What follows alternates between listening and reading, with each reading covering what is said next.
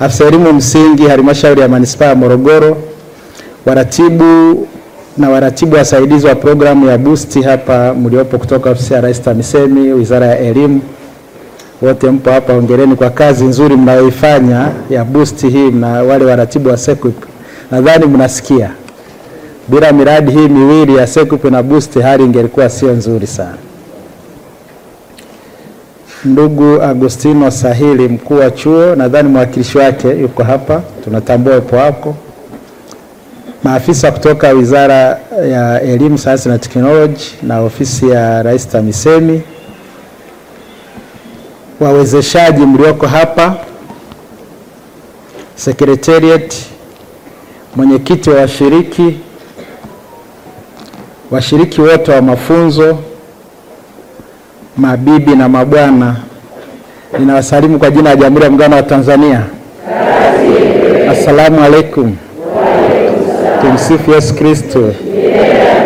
Awali ya yote napenda kumshukuru Mwenyezi Mungu kwa kutuwezesha sisi sote kufika mahala hapa tukiwa wazima wa afya kwa ajili ya kushiriki katika ufunguzi wa mafunzo haya kitaifa, ambayo mafunzo muhimu sana ya kuwajengea uwezo walimu wanasihi wa shule za msingi kuhusu utekelezaji wa mpango wa shule salama katika shule za awali na za msingi nchini Tanzania. Nachukua nafasi hii pia kuwapongeza timu ya uratibu wa programu hii ya Boost kutoka Wizara ya Elimu, Sayansi na Teknoloji na ofisi ya Rais TAMISEMI na serikali na Secretariat pamoja na mkuu wa chuo cha walimu Morogoro, kwa sababu hapa sasa ni mara kama ya 3 nakuja hapa, kwa maandalizi yote yaliyofanyika ili kuhakikisha mafunzo haya yanafanyika kwa ufanisi. Aidha, na wapongeza wawezeshaji wote ambao mpo hapa, nimeambiwa mpo wawezeshaji 40 wa mafunzo kwa kazi kubwa ya wawezeshaji mafunzo haya yanayolenga kuimarisha stadi, maarifa na ujuzi wa walimu katika utekelezaji wa mpango wa shule salama katika shule zetu nchini. Hongereni sana. Nadhani mko privileged kupata hii fursa kwa sababu walimu ni wengi, lakini nyewe wachache mmeteuliwa kuweza kuwa walimu wanasihi kuja kuhakikisha kwamba usalama wa wanafunzi wetu, watoto wetu wanakuwa mikononi mwenu. Hongereni sana kwa uteuzi huo. Lakini tuwapongeze kwa kupata fursa kuja kupata maarifa na stadi zaidi. Na naamini baada ya mafunzo haya shule zetu nyingi za awali na za msingi zitaendelea kuwa ni maeneo salama zaidi kwa watoto wetu, ili waweze kuja shuleni pale kujifunza, baadaye waweze kuchangia katika kuleta maendeleo ya nchi yetu. Kwa hiyo serikali inatambua na kuthamini sana mchango wenu nyie katika kuandaa jamii hii ya Kitanzania, kwa sababu nyie actually ni walimu. Tuna walimu, lakini wapo walimu pia muhimu sana, ni pamoja na walimu wa awali na msingi. Ni walimu muhimu sana kwa sababu kama anavyosemaga kamishna, mtu anatengenezwa kwenye miaka ile ya 0 mpaka 8. Yaani nyie mnaocheza na wale watoto kuanzia wanapokuja shuleni pale wakiwa na wale kuanzia awali miaka 5, 6, 7, 8, hapo ndipo tunapomtengeneza mtu. Baada ya hapo kumbadilisha na kuwa ngumu sana. Kwa hiyo nyie ni kundi muhimu sana. Na mimi nasema hivyo kwa sababu nilipokuja pia TAMISEMI pale nilikuwa nasimamia ile mpango wa makuzi, malezi na maendeleo ya awali ya mtoto. Na hapo ndipo ambapo tulijifunza pia kuna kwa mfano vituo vya kulea watoto, hasa wale kuanzia miaka 3 mpaka 5, alafu then 3 mpaka 5, alafu then 5 na kuendelea anakuja kuingia huko. Lakini pia hapo ndipo napofahamu nilikuwa nasimamia masuala ya lishe, kwa sababu masuala ya udumavu wa akili pia tusipoangalia vizuri yanatokea wakati huo katika kipindi cha miaka katika 0 mpaka 5, yaani aina ya chakula ambacho mtu anapaswa kula na kadhalika, ili kuweza kumtengeneza awe mtu wa baadaye. Kwa hiyo ni kundi muhimu sana. Kwa hiyo na tukisema salama ni pamoja nadhani na masuala hayo ya lishe, kuhakikisha kwamba watoto wetu wanapata lishe hasa kwa hao awali, ambayo itawafanya baadaye waweze kuwa na, kwa sababu kupata lishe nzuri hata uwezo wako wa kujifunza unakuwa mkubwa zaidi.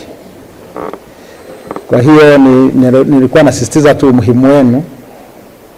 Kwa hiyo serikali inatambua na kuthamini sana mchango wenu katika kuandaa jamii hii ya Kitanzania, kwani ni ukweli usio na shaka kuwa walimu wa elimu ya awali na msingi ndio chanzo cha kumwandaa mtoto wa Kitanzania mwenye malezi, maadili, maarifa na ujuzi stahiki wenye tija katika kufikia ndoto ya kuwa Mtanzania bora na kuwa na Tanzania bora yenye vijana walioelimika na hivyo kuchangia katika maendeleo ya taifa letu. Na ndio maana mnavyoona sasa Mheshimiwa Dr. Samia Suluhu Hassan, Rais wetu wa awamu ya 6, amewekeza sana kwenye sekta ya elimu, na ameelekeza kwamba kila tunapojenga darasa kwenye shule za msingi tuweke na darasa la awali. Mnaona anavyojengwa, kwa sababu tukiangalia shule za msingi nchini, kila shule unapopita unakuwa na darasa jipya, na madarasa yale ya awali ni madarasa bora kuliko madarasa yale mengine. Kwa tunampongeza sana kwa hilo, kwa sababu na yeye anataka tuendelee kuandaa vijana wetu, tuwe na vijana ambao mahiri kwa baadaye atakayokuja kuchangia kuleta maendeleo kwenye taifa letu. Kwa hiyo mazingira ya utoaji wa elimu katika shule zetu za awali na msingi yanakabiliwa na changamoto mbalimbali kama vile miundombinu isiyo rafiki na isiyotosheleza, mmomonyoko wa maadili katika jamii, kutokuwepo kwa huduma ya chakula, utoro kwa baadhi ya wanafunzi na baadhi ya walimu labda wachache, kuwepo na malalamiko mbalimbali ya wadau wa elimu na mazingira yasiyoridhisha ya utoaji wa elimu katika baadhi ya shule. Changamoto hizi zinaathiri utoaji na upatikanaji wa elimu bora. Ukiwa na miundombinu isiyotosheleza, lakini tunajua sasa hivi kupitia mradi wa Boost tumejenga madarasa mengi na tunaendelea kujenga madarasa mengi, na tumejenga shule mpya nyingi nchini, na tutaendelea kujenga shule nyingine mpya tunavyoongea hivyo kwa sababu ya budget zilizopo. Na kama unavyojua sera hii iliyoboreshwa na sera hii ya toleo mwaka 2023 na pia na mitaala iliyoboreshwa sasa hivi inataka pia Watanzania wengi zaidi waweze kusoma na waweze kukaa kwa muda kidogo kwenye mfumo wa elimu, kwa sababu sasa hivi elimu ya lazima ni miaka 10. Kwa maana hiyo yote mnajua kwamba itakapofika mwaka 27 wale walioko wanaosoma kwa kutumia mtaala wa zamani watakuwa ni darasa la 7, watamaliza na watatakiwa kwenda sekondari. Hawa wanaotumia mtaala mpya watakuwa wamefikia darasa la 6. Kwa hiyo kutakuwa na hizo makundi mawili, hao wote yanaingia form 1, na kuanzia hapo maana yake sasa mtu anakwenda mpaka form 4. Hakutakuwa tena na masuala yale kwa hao wanaofuata mtaala mpya, hakutakuwa na masuala ya kwamba wanachujwa, kwa sababu elimu watakuwa wanachujwa jinsi muda watakuwa wanajengea uwezo kadri wanavyokwenda stage baada ya stage. Kwa hiyo kwa maana hiyo tutahitaji kujenga madarasa mengi, na tumejipanga vizuri Wizara ya Elimu na Ofisi ya Rais TAMISEMI kuhakikisha kwamba tunajenga madarasa. Kwa hiyo mtaona sasa hivi hatuna tatizo, baada ya muda mfupi tutakuwa na sekondari na msingi, tutakuwa na kitu kinaitwa elimu msingi. Elimu msingi. Na pale palipo na shule za sekondari hapo unaweza kusema tunaongeza madarasa, na sehemu nyingine kwenye shule za msingi tutaongeza madarasa mtu aweze kusoma. Na yote haya yalikuwa ni maelekezo na matakwa ya Mheshimiwa Dr. Samia Suluhu Hassan. Mnajua kuna wanafunzi wengi sana walikuwa wanakosa fursa ya kwenda sekondari, si ndio? Lakini amefuta hiyo. Hebu tumpongeze kwa hilo. Shule, mazingira ya shule inabidi yawe salama ili mtoto aweze kuwa na utulivu wa akili. Na kuna mwongozo wa lishe, chakula na lishe shuleni. Naomba huo mwongozo nao muufuatilie sana. Wizara ya Elimu imetoa mwongozo wa chakula na lishe shuleni. Tafiti zinaonyesha kwamba panapokuwepo na lishe shuleni, uwezo wa mwanafunzi kuelewa unaongezeka. Lakini uwezo wa mwanafunzi kupenda kwenda shuleni, atapenda kukaa shuleni. Na changamoto pia ambazo mtoto akiwa ametulia shuleni anajua baada ya muda atapata uji au atapata chakula, hataweza kutangatanga. Kwa hiyo inakuwa imeongeza mazingira ambayo ni salama zaidi kwa mtoto. Kwa hiyo kuwepo kwa chakula shuleni nako kunasaidia kuongezea mazingira yale kuwa salama zaidi kwa mtoto. Kwa hiyo tujitahidi sana, na ndio hapo tena kabidi atafute fedha kwamba tuwajengee walimu wetu uwezo. Na walimu hao 5,000 kwa shule 5,000 nchi nzima, na mafunzo haya yalianza yalikuwa yaanzia hapa, lakini hatukuweza kupata na fursa, wakaanzia Kileru Iringa. Nyie mko hapa leo, na ilikuwa yale ya kwanza tulikosa nafasi ya kwenda kuyafungua rasmi, lakini kama alivyosema Maulidi, naona Pwani ikawa imetuvuta, tumeweza kuja kuyafungua rasmi leo hapa. Sera ya elimu na mafunzo ya mwaka 2014 toleo la 23 sehemu ya 3.8 inasisitiza kuwepo kwa mazingira salama, rafiki na huduma muhimu katika utoaji wa elimu na mafunzo. Na wote mnajua jinsi ambavyo kuna miradi mbalimbali, kwa mfano ile miradi ya Schwash tunavyoweza kujenga vyoo kule shuleni vya wenye mahitaji maalum, lakini watoto wa kike, lakini mnavyojua jinsi ambavyo zile water points zinavyoongezwa huko. Kuna miradi mbalimbali inaendelea, lakini kuna mradi wa EP4R madarasa yanajengwa, kuna mradi wa Boost madarasa yanajengwa, Sequip madarasa yanajengwa. Sasa hivi tuna mradi mwingine GPE TSP madarasa yanajengwa, tunayo shule bora madarasa yanajengwa, billions of money. Na zote hizi ni kuonyesha kwamba nia ya serikali hii ya awamu ya 6 ya kuhakikisha kwamba elimu bora inatolewa kwa wanafunzi wetu yanapatikana. Na hata tulipoboresha sera, moja ya vitu katika vitu vitano vilivyosisitizwa zaidi ilikuwa ni ubora wa elimu. Kwa hiyo mnaona kabisa mafunzo haya kwa walimu yanatolewa si kwenu tu na si kwa hili tu, lakini yanatolewa pia. Tulitoa hivi karibuni mafunzo haya kwa walimu namna bora ya kutumia TEHAMA kufundisha kwa ajili ya kujifunza na kufundishia. Lakini mnakumbuka kuna madarasa huko yanajengwa, madarasa janja na vitu kama hivyo, smart classrooms na smart boards. Vyote hivyo na tulikuwa tunafuatilia hapa, kuna vifaa vinatakiwa kununuliwa vingi.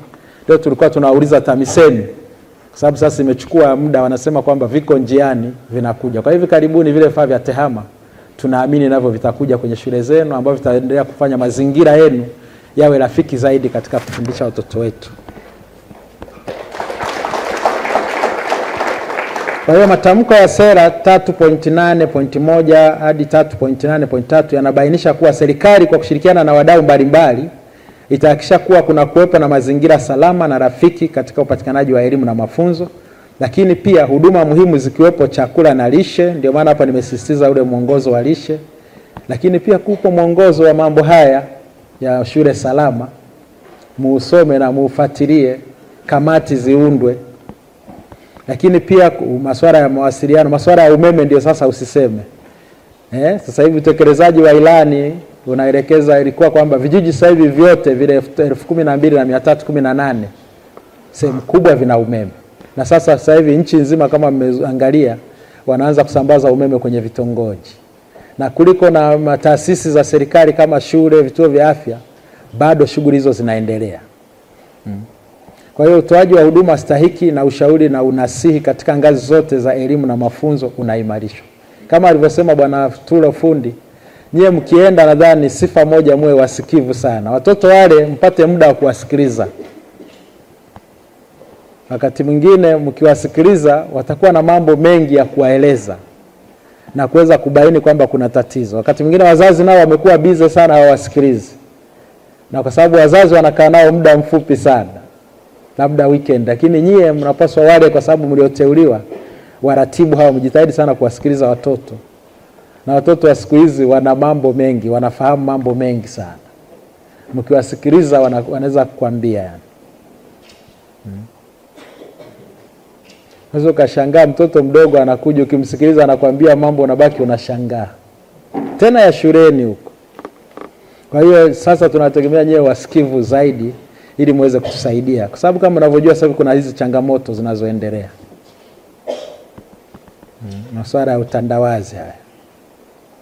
Lakini wengine wanaweza kutana na malengo mabaya tu, kuhakikisha kwamba tunakuwa na taifa la baadaye ambalo halina watu makini zaidi na watu wenye maadili. Ndipo sasa ukiangalia sera yetu ya elimu pia imesisitiza historia ya Tanzania na maadili, kwa lengo hilo hilo la watu kufuata maadili yao. Kwa hiyo kuhakikisha sera hii inatekelezwa ipasavyo, Wizara ya Elimu, Sayansi na Teknolojia kwa kushirikiana na Ofisi ya Rais TAMISEMI kupitia programu ya kuboresha ujifunzaji wa mwanafunzi wa elimu ya msingi, Boost Primary Students Learning, iliandaa program kuhusu shule salama, Primary Safe Programs, inayobainisha umuhimu wa kuwa na mazingira salama kwa mwanafunzi kuanzia nyumbani, njiani na shuleni. Programu hii ni mkusanyiko wa miongozo mbalimbali ikiwemo mwongozo wa ushauri na unasihi, lakini kuna mwongozo wa uanzishaji na uendelezaji wa mabaraza ya watoto, mwongozo wa uanzishaji na uendeshaji wa madawati ya ulinzi na usalama wa mtoto, mwongozo wa stadi za maisha, miongozo ya usimamizi wa mazingira, lakini mwongozo wa umoja wa walimu na wazazi. Namna bora ya kushirikiana na wazazi. Lakini pia mkakati wa taifa kutokomeza ukatili dhidi ya wanawake na watoto, mwongozo wa utoaji wa chakula shuleni, lakini tunao mwongozo wa maadili ya ualimu na mwongozo wa kushughulika na kutatua mgogoro wa malalamiko shuleni. Miongozo hii yote ililenga kuhakikisha kuwa mazingira katika shule zetu yanakuwa salama ili kuwezesha upatikanaji na utoaji wa elimu bora. Ndugu washiriki wa mafunzo, nimeelezwa kuwa mafunzo haya yamelengwa kwa walimu wanasihi wapatao 5,000 kutoka kwenye shule za msingi 5,000 zilizoteuliwa kutekeleza afua za mpango wa shule salama kupitia programu ya Boost kutoka katika halmashauri zote na mikoa yote. Katika halmashauri zote 184 na mikoa yote 26 kwa upande wa Tanzania bara. Mafunzo haya yanafanyika katika vituo 5 tofauti ambavyo ni chuo cha ualimu Kireru yalishafanyika, chuo cha ualimu Morogoro yanafanyika hapa leo, chuo cha ualimu Korogwe itafuatia, baadaye tunamaliza na chuo cha ualimu Tabora. Kama mlivyosikia kanda ya Ziwa kule kutakuwa na washiriki 2,000. Ni wengi, nadhani wa ukumbi na video mkubwa sana. Lakini mafunzo haya yalianza rasmi katika chuo cha walimu Kireru tarehe 17 mwezi huu na yaliisha 21 mwezi wa 3. Na katika kituo hiki cha walimu Morogoro mafunzo haya yalianza tarehe 24 mwezi wa 3, yanakamilika leo tarehe 28 mwezi wa 3. Kwa hiyo hapa kwenu tumekuja kuyafungua rasmi kitaifa, lakini na hapa kwenu nadhani baadaye watayafunga kwenye kundi lenu hili. Hongereni sana. Ndio maana kama alivyosema Mauridi haikuwa rahisi, tuna shughuli nyingi zinaendelea. Kwa mfano leo kuna shughuli nyingine zinaendelea Morogoro na ni Singida. Waziri wa elimu Profesa Adolf Faustin Mkenda atakuwa kule na anafunga mafunzo mengine kule. Lakini nikasema basi nijitahidi kwa sababu mimi ni naibu katibu mkuu ninayesimamia masuala haya ya elimu ya awali, msingi, elimu maalum, elimu ya watu wazima na kadhalika. Nikasema hili ni kundi langu, basi nijitahidi angalau nije tuweze kuyafungua rasmi kitaifa, na namshukuru Mwenyezi Mungu kama nimeweza kupata nafasi ya kufika hapa na leo tutayafungua rasmi. Ndugu washiriki wa mafunzo, katika siku 5 za mafunzo walimu wanasihi mmepata nafasi ya kujengea uwezo, na wengine hawa watapata nafasi ya kujengea uwezo kwa namna ya kutekeleza programu ya shule salama katika shule zenu katika maeneo mahususi 8 ambayo serikali itapimwa. Kwa hiyo mnachokifanya hiki baadaye tutapimwa, na tukishapimwa kama tumefanya vizuri tunaletewa fedha. Zile fedha zitakapokuja tutapanga kufanya matumizi ambayo kadri tutakavyoona inafaa. Kwa hiyo hapa ni jukumu letu kuhakikisha mazingira ya shule yanakuwa salama. Lakini wameweka incentives kama mtoto kwamba lazima tufanye. Kwa hiyo mkienda mkaacha kufanya, maana yake mtatusababisha hata tusipate fedha, alafu na mambo mengine yanaenda kukwama. Kwa hiyo tunawasihi mkitoka hapa, nendeni mkafanye, ni jukumu letu, lakini nendeni mkafanye. Mazingira yawe salama, lakini watakapokuja kuwapima vile ambavyo vinapaswa kuwa mmeviandaa viwe vipo. Na tunategemea kufanya hivyo muda mfupi, nadhani mwezi wa ngapi? 4 au 5? Mwezi wa 5. Na sisi tunategemea kumaliza haya mafunzo mwezi huu wa 4, kwa hiyo wa 5 watakuja kupima. Then hii indicator tukiwa tumefanya vizuri tutapata fedha zetu zile ambazo na kwa kutokea na hii afua. Alafu zitasaidia kupunguza labda kuongeza madarasa na kadhalika.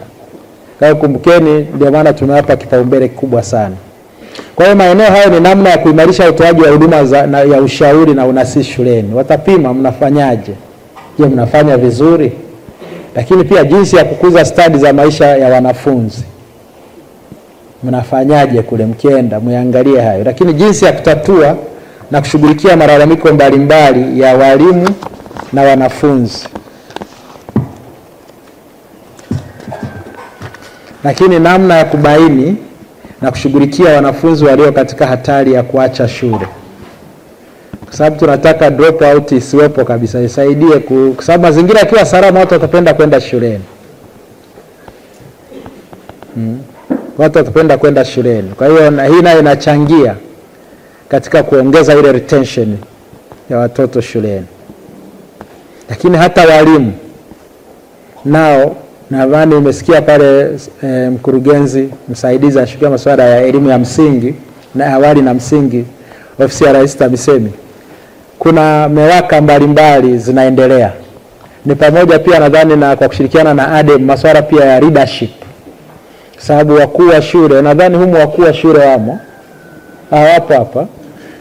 Walimu wakuu hawapo. Kwa sababu leadership ile nayo ikiwa sio nzuri sana, inasababisha mazingira sio salama kwa walimu. Yanakuwa pia sio salama kwa wanafunzi. Sababu nimewahi kuwa TAMISEMI, nilipokuwa Arusha pale, nilipokutana na walimu wote kikanda. Ambao walimu walikuwa 1450, lakini kaagawa kwenye makundi yote, nikakutana nao nikasikiliza changamoto zao. Na pamoja walikuwa na wale walimu wakuu. Nilipokwenda kwa wale wa sekondari nikakutana nao, ni pamoja na wale wakuu wa shule. Nikaweza kutatua changamoto hizo. Tuliona ufaulu unaongezeka kwa kasi kubwa. By that time Arusha DC iliweza kushika mpaka nafasi ya 10 kitaifa kwenye elimu ya msingi. Kwa sababu tu ya mazingira mazuri ya kusikilizana. Na hilo ndio ambalo nadhani TAMISEMI wanakuwa wanalishughulikia mara kwa mara. Kwa hiyo kingine, namna ya kuboresha utendaji kazi na kuzingatia maadili katika kazi ya ualimu. Mara chache kuna baadhi ya walimu huwa wanakiuka maadili ya ualimu. Tunaposikia masuala yale mengine ya ukatili kwa watoto wetu yakifanywa na baadhi yao, inakuwa sio jambo, afadhali yafanywe na mtu mwingine. Cases kama hizo wakati fulani zilikuwepo huko Arusha na wapi, ukatili, watoto wanafanywa mambo ya ajabu. Lakini kwa kushirikiana na wadau wengine na adhabu zinakuwa kali sana. Nakumbuka kule Arusha kuna mtu mmoja alijikuta amekula miaka 30. Sheria zipo, si ndio? Kwa hiyo kama mkigundua mtu amefanya nani, sheria iteki mkondo wake. Namna bora ya kuimarisha mahusiano kati ya shule na jamii, hasa wazazi, kupitia ushirikiano wa wazazi wa shule, ikiwemo kushughulikia na kutatua unyanyasaji wa kijinsia. Lakini mkishirikiana na wazazi vizuri, ni pamoja na masuala hata ya lishe. Mikoa ile ya kaskazini wako vizuri sana kwenye lishe shuleni. Sijajua mikoa hii ya Pwani huku Morogoro na nini, lakini kuna sehemu nyingine wazazi wanaona si jukumu lao kuwapa watoto chakula. Nchi nyingine nilikuwa tarehe 9 mpaka tarehe ngapi? Ilikuwa mwezi wa 12, tarehe 6 mpaka tarehe 13 tulikuwa Japan, Osaka, kwenye Global Nutritional and Child Forum. Global Nutritional, inaitwa Global Nutritional Child Forum, GCNF. Nchi nyingine swala la chakula mzazi ni lazima. Kuna watu wengine hapa wana misinterpret kati ya elimu bila ada na wazazi wengine kukataa majukumu yao. Nchi nyingine wameweka sheria kabisa kwamba ni mtoto akiwa shuleni lazima ale, na ni sheria. Mzazi anatekeleza wajibu wake, kwa sababu mtoto akirudi nyumbani Jumamosi na Jumapili si anapata chakula cha mchana na cha jioni. Ni kwa nini anapokuwa shuleni mzazi asiwajibike kwa chakula cha mchana kwa shule za day?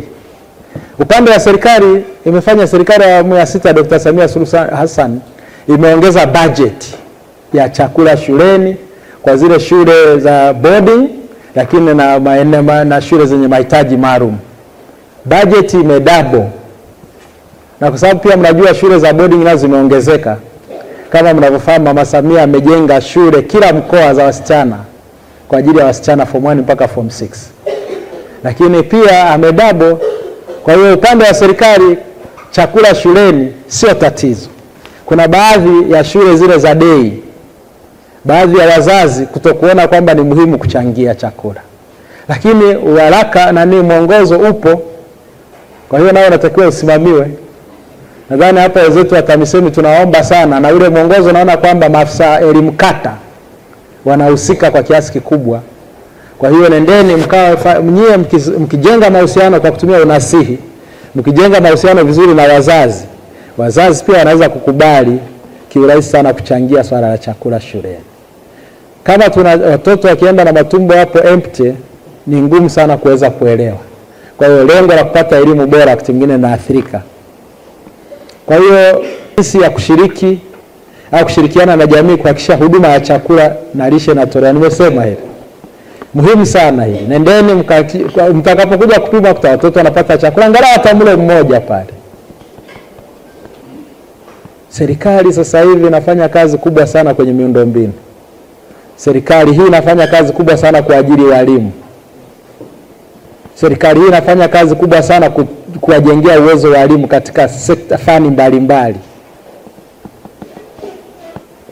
Kwa hiyo kwa upande wake kwa jukumu la kutoa chakula shuleni kwenye shule zake za boarding na shule zile za watoto wenye mahitaji maalum imeongeza bajeti. Kwa hiyo mtumieni huo mwongozo vizuri, mjaribu kushauriana na watu waelewe umuhimu wa kufanya hivyo ili watoto wapate chakula shuleni. Angalau hata wanasema hata uji tu kwenye zile shule za day. Shule nyingi wanafanya hivyo. Wanasema sasa hivi 56% ya watoto wa boarding wanapata watoto wa shule zote kwa ujumla wanapata, na tunashushwa kwa sababu ya baadhi ya shule za kata kwenye baadhi ya maeneo ambako watu bado hawajaelewa umuhimu huo. Ndio wanasema wazazi kwenye nchi nyingine, sema sisi kwenye nchi nyingine ni sheria kwamba mtoto lazima apate chakula. Kwa wazazi mjaribu kuwaelimisha waelewe hilo. Wasitofautishe kwa sababu serikali inajitahidi kadri inavyoweza. Napenda mtambue kuwa serikali imetumia gharama kubwa kuwezesha mafunzo haya. Hivyo ni muhimu sana mafunzo haya yakawa chachu ya kuleta tija na thamani kwa fedha zilizotumika na serikali katika kuhakikisha mazingira ya shule yetu yanaboreshwa katika maeneo yote 8 ambayo tumeyataja ili kuwa salama, kuwezesha ufundishaji na ujifunzaji ulio na ufanisi. Nitoe wito kwa walimu wote mliopata fursa hii adhimu kushiriki mafunzo haya kikamilifu, mkitambua kwamba ninyi kama mlivyoingia hapa mlikuwa mnaimba kwamba pia ninyi ni chachu ya kuleta mabadiliko katika shule zetu, hasa katika kipindi hiki cha utekelezaji wa mageuzi makubwa ya sekta ya elimu nchini. Ndugu washiriki, tumieni fursa hii mlioipata katika kuongeza maarifa na kukuza stadi zenu kuhusu namna bora ya kuweka mazingira salama ya kufundishia na kujifunzia. Jadilianeni na kubadilishana uzoefu wa namna bora ya kutekeleza mpango wa shule salama katika shule zetu nchini. Baada ya mafunzo haya ninyi ndio mtakuwa wawezeshaji wa walimu wenzenu. Kwa hiyo mkienda kule jitahidini sana la bajeti la tengeo la rasilimali fedha kugharamia utoaji wa elimu nchini katika ngazi zote za elimu,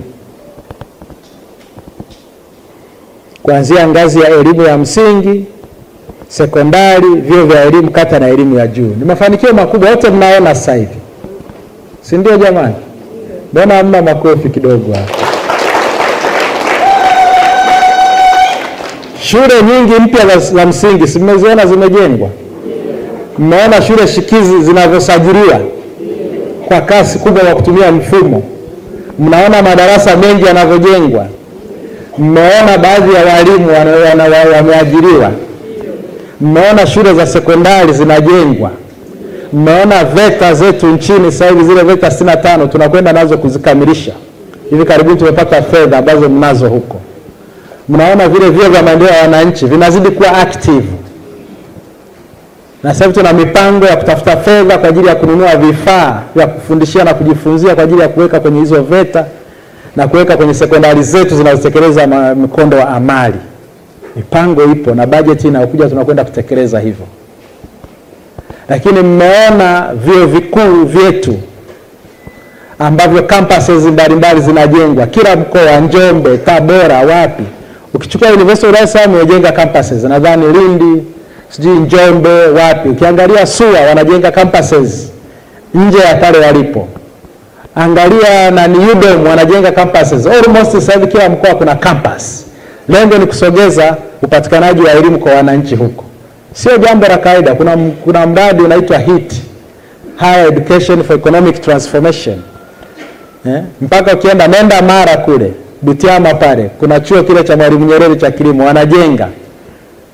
Kuna miundombinu pale inanyanyuka, magorofa pale zaidi ya 10 na kitu. Na campus yake nyingine iko Tabora. Nimekwenda mpaka Mbeya huko, kila kitu wanazidi kuwasogezea, na haya yote ni kwenye sekta ya elimu. Ukiangalia vyuo vile vya ufundi Arusha Technical, juzi tulikuwa kule anaitwa sijui wapi, wameanzisha chuo mahiri, Center of Excellences, nenda DIT. Kwa hiyo uwekezaji ni mkubwa sana sana sana. Tunampongeza Mheshimiwa Rais kwa hilo. Na sio tu kwenye sekta ya elimu. Mimi nimekuwa pia kwenye sekta ya afya. Mmejionea vituo vya afya vinavyo